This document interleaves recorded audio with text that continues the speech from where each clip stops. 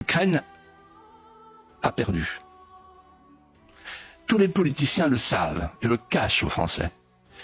Les militaires le savent et ne le disent pas, ils sont tenus à, c'est la grande muette, à l'obligation de réserve. Mais nos politiciens et nos gouvernants le savent, Emmanuel Macron le sait.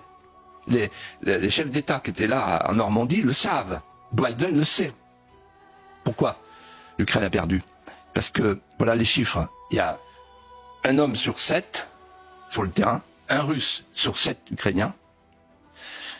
Et d'ailleurs, Zelensky, dans les couloirs, a expliqué aux chefs d'État, si vous avez des Ukrainiens chez vous, vous me les envoyez s'il vous plaît.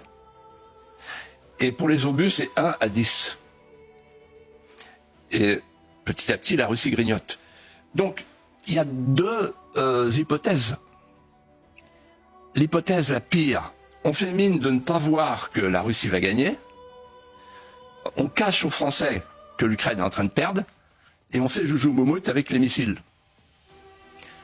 Ou bien, deuxième hypothèse, on se dit, bon, il vaut mieux arrêter tout de suite, et donc on choisit la commémoration du 6 juin 1944 pour sortir de la logique de guerre et entrer dans la logique de paix.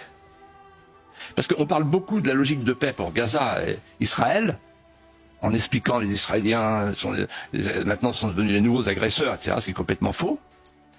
Ils font la guerre comme les Alliés ont fait la guerre, ils ont même bombardé Saint-Lô, etc. Quand vous faites la guerre, il y a des morts. Bon. Mais on ne parle pas du tout de la paix.